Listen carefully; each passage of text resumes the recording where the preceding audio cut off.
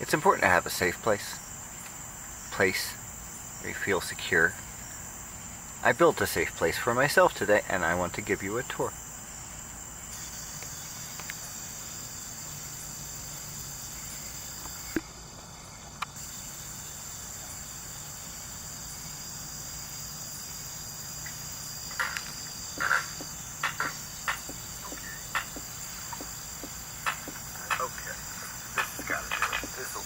I promise. See, I do stupid things because when you look at the big picture, cosmically or whatnot, all the things are stupid. Name a thing that isn't stupid. So yeah, I know this is a stupid special effect, but I am committed to it. I'll make it happen, damn it.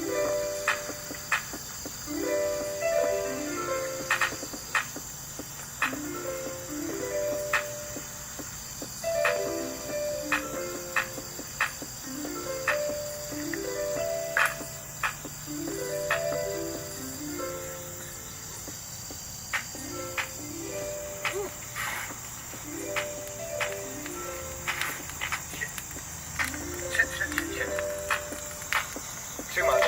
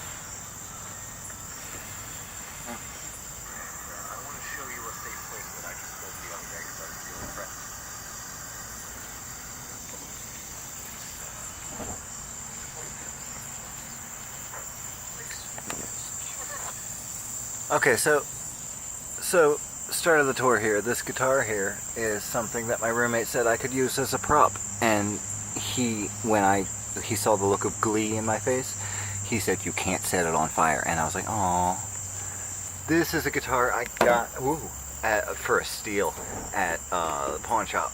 This 12-string here, beautiful Ibanez. This is a can of Coke because I'm thirsty. That's a harmonica. That's Kiki. That's my notebook. That's Kiki. Kiki's nervous. That's a little police car that I found on the ground. That's a yo-yo. These are logs that fell out of the fire because I don't plan things well. That's a glass from an event that happened at my workplace. Those are headphones that I can no longer hook up to my anything, and it bothers me. And those are Altoids, which are curiously strong, but we're going to find out how strong. That's a whip a very good friend gave me. Those are Necco wafers, which I haven't seen in a while. That is a Blair Witch Project-y. I hope you saw that. A Blair Witch Project-y type thing. This is very similar to Carrot Top. You know how Carrot Top had like prop comedy that was supposed to be funny but kind of came out like unsettling? That's what this is. The whole idea, the joke, was that Ghostface Whisker fashioned this terrifying implement made of glass and tape and embroidery flaws, and like, okay, what I did was I fashioned this crazy implement of stupidity, and staged a scene where the cat was like lounging on the chair with next to this crazy Silent Hill looking knife, and I put a note next to it saying, like, for my roommate, saying, "Hey, I found this morning when I woke up. Ghostface Whisker is obviously feeling insecure. Will you please have a talk with her about this whole fashioning weapons thing that she's doing? Because she needs to know she's safe here." It was in less words than that. I always use too many words, but I thought it was a funny joke, and it's really just kind of unsettling. My roommate thought it was pretty funny. It's an absurd. It's not a real weapon. If you tried to use it, it would shatter. It's glass from a monitor that I burnt the other day. This is a flashlight that used to have the problem of not staying on. Now it has the problem of not staying off, which is unusual. This is my pokey stick for fire poking. This here is a purse that I found in the parking lot of the Walmart that is right across the street. If you lost your purse in the parking lot of the neighborhood Walmart, I'm sorry, I ruined it with markers, with a smirky face. That's the name of the band. That's the name of the band. Go to Bandcamp and give us money, and maybe this won't be a cardboard box someday. That's a brick. These are sticks. That's about it.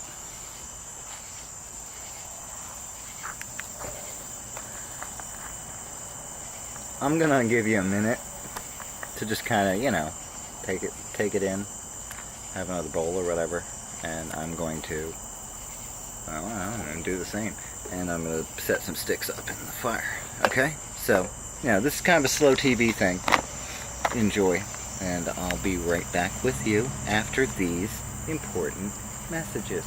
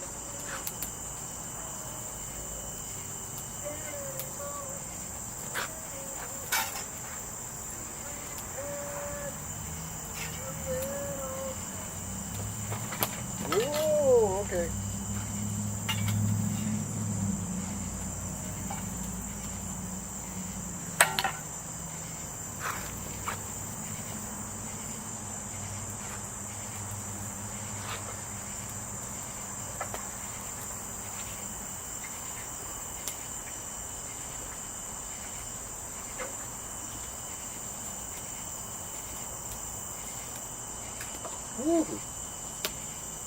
Alright. I think we're in a good way. Woo. Okay. Yeah. Alright. That's enough light. Anyway, this is a talk. Guys, we need to talk. Let's talk about personality. Okay. Oh, man. Shit. So, I have a fractured personality, is how I would describe it, at least. We all have, you know, divisions in our person. Like, you're different at work than you are at home, than you are at the bar. That's natural. It's normal. We switch naturally between personalities with every given person that we interact with. All of that's well and good, you know. That's how normal people operate. Some of us have less control than others over the general structure of such personalities. It's harder to maintain consistency. So, a long time ago, I developed a method that, you know, it works well enough for me, where they got named, you know, like the different aspects of me got named, because I had gotten into an industry, entertainment, a dumb industry. I got into one of the most useless industries of all time, because it's the only industry that, like, doesn't do anything. You know what I mean? Like, okay, the entertainment industry does a lot of work for no actual, like, legit purpose. You know, for the purpose of delivering feelings, and that's kind of dumb. It's really kind of extremely dumb, the amount of work that goes into it to deliver a feeling to a waiting public and make them pay you money for giving them a feeling. Like, they couldn't have just had feelings on their own. Entertainment's a dumb business. So, when I got into entertainment, I found that I had to do dumb things. Like, I worked at different radio stations in different states, okay? Like concurrently, you know? Like, I worked in Baltimore, not in Baltimore. That would have been a great market, and I would have made money. No, Annapolis. I worked in Annapolis at a radio station that was, like, legitimately a front for something, I'm sure. That, like, the owner had other businesses, and the radio station was, like, a tax write-off in some fashion. It was just a loss leader, or whatever. I worked in Annapolis at a radio station, and their format was classic country, which is delightful. It's a delightful format. And the GM was this great guy who was well-meaning, but he didn't know, you know, like, what he was doing with the radio. He was just operating a station that has no revenue and just hemorrhages money for whatever reason, and never questioned why, I assume, because I ended up confronting him. I was like, dude, what is going on? Why are we even employed? It was ugly. That's a talk for a different time. That will take too long. But, okay, so I started working there in Annapolis, Maryland, and which was close to where I lived in Baltimore, close-ish. And then I started working in Hanover, Pennsylvania, which is snack capital of the world, for Utz's and Snyder's and all the good stuff that you can get in most areas of the country, the snacks. It's the snack belt, Hanover. So I started working there at a station that was, it was a old, nostalgia format, I believe was the official title. We were playing shit like Roberta Flack and MacArthur Park. Oh my god. If you needed to poop, you would put on MacArthur Park, because it's like 5+ minutes. It's very long. Somebody left a cake out in the rain, and we are upset. And we are gonna tell everybody about it at length. Yeah, like MacArthur Park kind of stuff. That was the format. So, okay. So, where we've arrived now is, I'm a 19-year-old kid, and I'm severely mentally ill, and struggling with a lot of stuff. And I get this career in broadcasting started, where I am working, okay, I'm living in Baltimore City, I'm working in Annapolis, Maryland during the week, And on the weekends, I'm working in Hanover, Pennsylvania. Both places are about an hour and change. If you count traffic, it's probably like a good solid 2. And I'm commuting to these places. When I'm going to Hanover over the weekends, I'm living there because there's no sense in coming back home to Baltimore and then back up there, because my schedule was like 8 hours on, 4 hours off, 4 hours on, 10 hours off, 8 hours on. And I was the swing guy at the station at the time, and I was working both the AM and the FM, which were both different formats. Okay, so we have established I'm 19 years old, I'm very ill mentally, and I'm working at 3 radio stations in 2 states in the mid-Atlantic region of the United States of America. All different formats: nostalgia, classic country, and pop, top 40, like Cisco, the Thong Song. So I have to establish 3 professional personas for these 3 radio stations that I'm working for. And I'm green. I am extremely green. I was a Chartreuse kitten at the age of 19, and the best way I was able to do it was to take my already fractured personality and apply them to these different formats. The nostalgia format was demographic of 55 plus, so what they needed was laid back smooth. What they needed was something soothing, like I'm just keeping them company. I'm playing legit 45 vinyl records. It was 45s. Come on, it was 1999.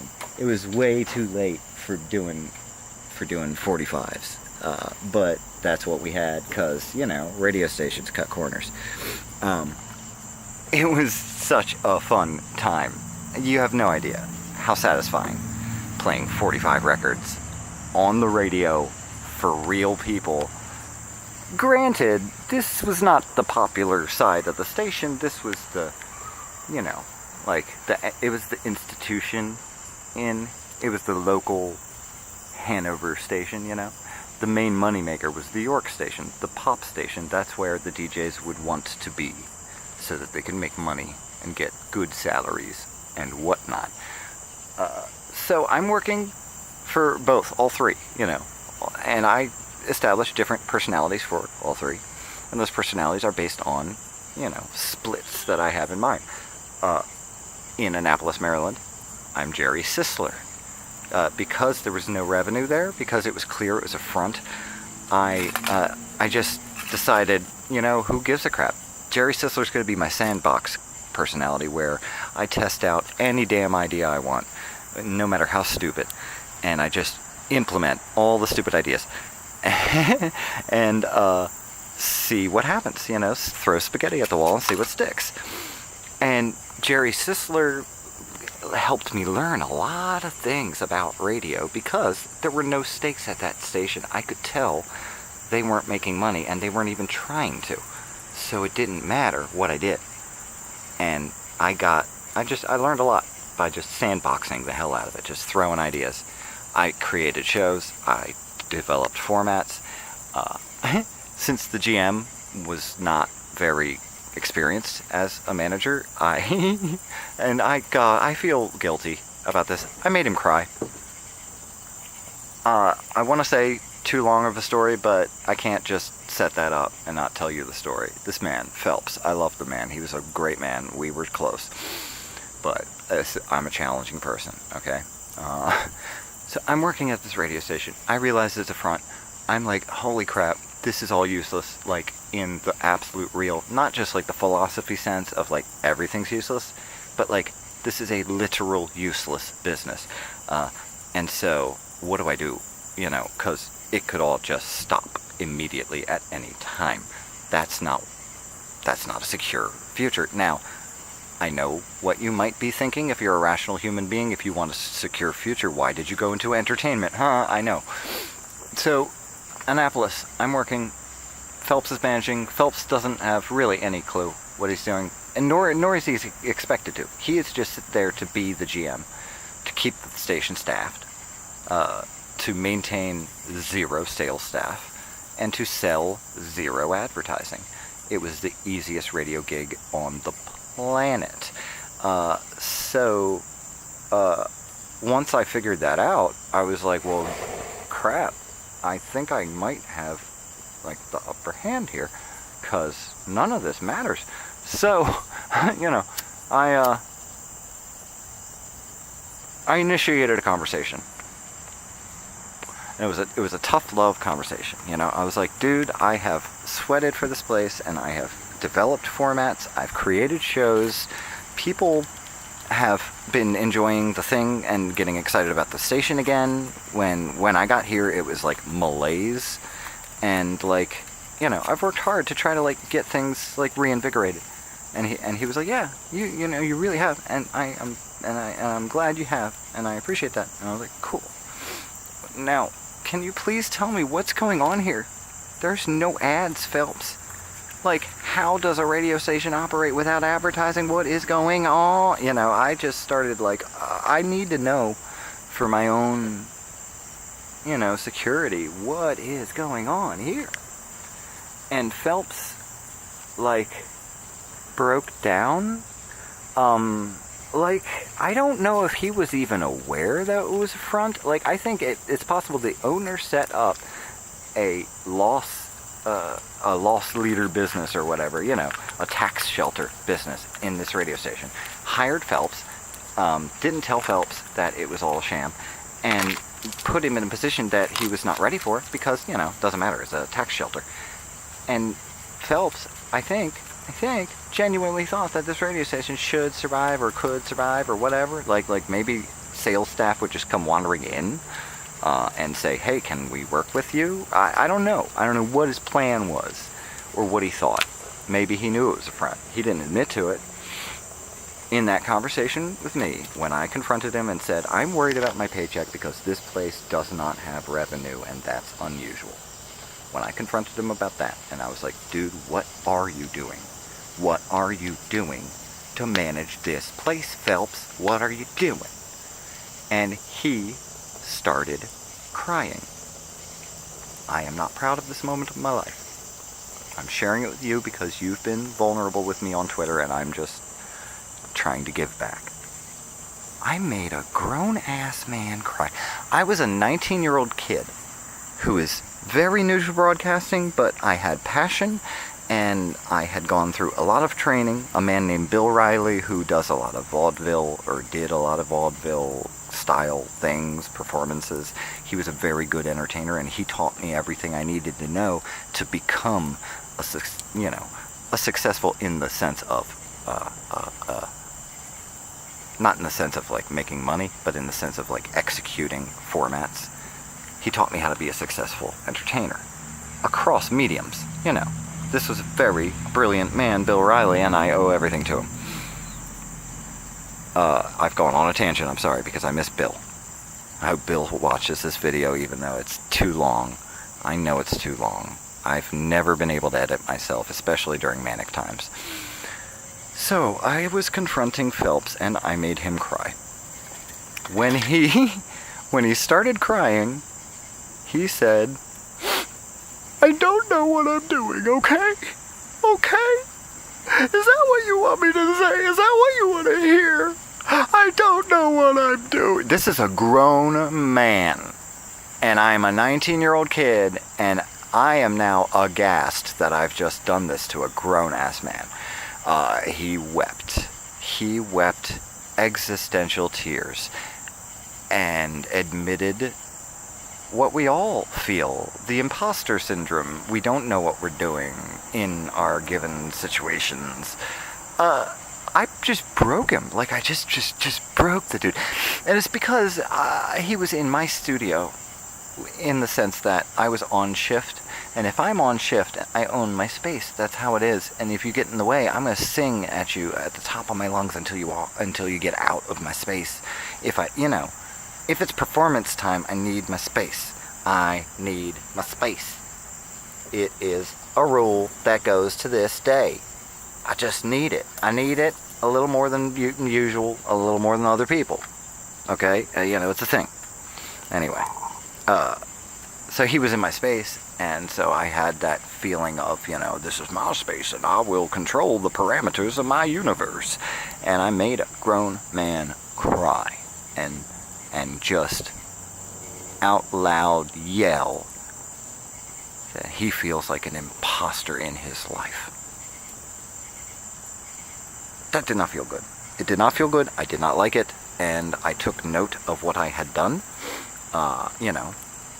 to learn from it as a 19-year-old kid who had just become, in the last 2 years, self-aware of his own severe mental struggles, with interpersonal relationships.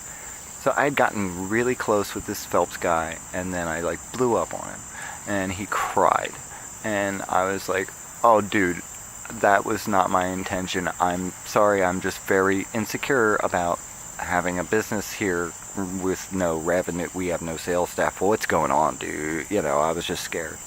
And I tried to express to him I was not intending to make you cry. I was just scared, and I need to have answers. And he didn't have any answers. There were no answers. So that conversation ended poorly. I made a grown man cry. Go. I'm sorry, I haven't thought about this in a while. My roommate figured out today that this is for me. And that's true. All of this is for me. It's always been. And I appreciate that most of you kind of have that figured out. So Phelps. Grown-ass man I made cry. We keep going in our professional relationship. I was not fired. I made the general manager of my radio station weep tears and question his place in the universe. And he did not fire me. So, what do we do after that?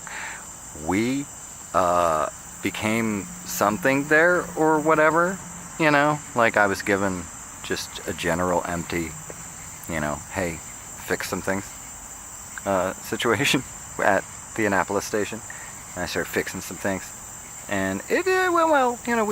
We established some structure and some meetings and leadership and stuff, and it was neat. And there was some real pushback because the morning guy, Leanto Jones, the morning guy was very proud of his talent, and he was very proud of telling you that he's been in broadcasting for 5 years, and then he would reference his experience or whatever. He would try to shut down conversations by saying, I've been in broadcasting for 5 years. And after, I was in broadcasting in the end for 7 years, and as a 7-year broadcaster, I was... Okay, I don't know what happened. Battery, whatever. Let's just pick up from where we were tangenting. I made a man cry, then I decided I'm not going to work here anymore because this business isn't making money and nobody's trying to make it make money. So I got a job in Pennsylvania at a different station. And I told the manager, you're going to hire my friend Jar. Because my friend Jar is fresh out of broadcasting school. He needs a job. He wants it. He's willing. And he is perfect for this place, especially given the fact that you guys aren't doing anything. Just hire him so that I can leave. And he said yes. And I told him what the arrangement would be. I was like, Jar's going to have these hours. Jar's going to have this pay. I'm leaving in 2 weeks. I'll train him before I go. This has been weird, but I appreciate the time I've spent here, dude. And thank you. And I didn't really talk to Phelps again. I just trained Jar and got the hell out of there. What a time of life that was. My goodness. I don't know. It's been a minute. Jar has been sending me messages through YouTube videos lately, and I got to thinking about that station and that whole situation. Let's get back on topic to personalities and splitting and that kind of thing. So, at the 3 different stations, I had 3 different personalities, and I still use them to this day. Jerry Sisler in Annapolis, sandbox personality. He was just a nut. A total nut. And when I feel nutty, that's how I consider myself, that I'm being Jerry Sisler. I don't have DID. I know the difference between the personalities. They're just names so that I can understand it myself. Jerry Sisler's the nutty one. And he was from That Annapolis radio station that I just went on a giant tangent about. In Pennsylvania, the nostalgia station, that was Jerry Wills. When I'm chill, when I'm depressed, if I'm low, Jerry Wills is the person who's in charge. That's the person who maintains things, makes sure that, like, my health generally stays, you know, make sure that I do the things that I need to do that I don't want to do because I'm low. Jerry Wills is in charge of that stuff. Then you have Jerry West. He was the top 40 DJ. He's the guy that's very like, hey, I'm me, and I'm gonna be me real loud. I'm Jerry. Beer, beer, beer. You know, like, super narcissist. Like, you know, really very about himself and just awfully off the wall. If there was a wall, he was off it. And he earned the nickname Scary Jerry West because he was, you know, just kind of intense. And he is who tends to be in charge if I'm having a manic episode, like, you know, recently. Scary Jerry is, you know, like, you know, around and makes appearances still, signs autographs, and feels weird about it because who the hell is Scary Jerry West? Literally nobody. Why would people want his autograph? Literally no reason. People still did, and he signed them. It was so stupid. I loved it, because it was so absurd, and absurdism is a nice way to deal with the existential things. You know, the existential dreads of life. This glass I'm not putting in the fire to destroy, I'm putting it in the fire because it's going to be pretty. It's going to be pretty, and I'm going to save it from the fire. Just like I save myself from the fire every day. Just like I maintain my mental health by doing weirdo stuff that makes me comfortable. I'm going to save that from the fire. I promise I'm going to save that from the fire. And I'm not even going to burn my fingers. I'm going to be safe. I'm going to be safe and healthy about it. I'm going to use this lady's purse that I found in the parking lot. Oh, gee. Oh, don't. Okay. We're okay. So, I don't have split personalities, but I do have divisions. I've been Scary Jerry again. And Scary Jerry's like super challenging. Like, nobody wants to be around Scary Jerry because he's too much. And he can see he's too much. He knows it.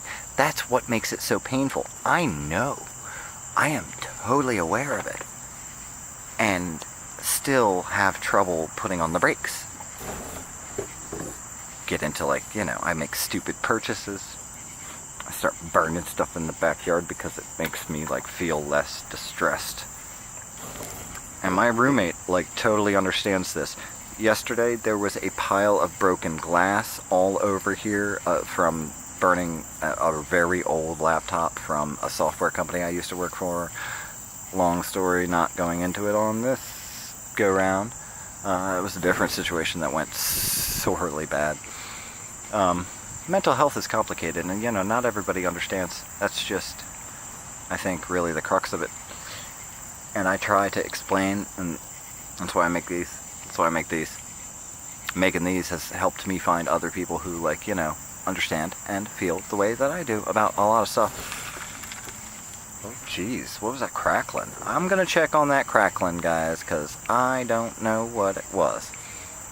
And we do have to keep this chaos under control. Do you see that porcelain head over there? That used to be attached to a creepy clown. I don't know if you could see it. I don't know if anything's in focus. For multiple reasons. Like I said, this camera's broken. I think I said it in footage that's not included in this video, which makes saying, like I said, absolutely useless. And I was taught not to do verbal clutter like that in broadcasting school, but instead what I'm doing is leaning into it like Nick Perez, this comedian that used to live in town, used to do. He'd explain his jokes to make it kind of funny because, like, it was a dumb joke, but if you explain it, it makes it funnier because then you can insert your personality, and that's what I'm doing right now. Even though I was taught to be succinct, I really never achieved that. So that porcelain head used to be on the creepy clown I had that I enjoyed. It made me feel safe. Thanks for watching. This was fun. You guys are fun. Thanks for being fun. I like you. You're fun.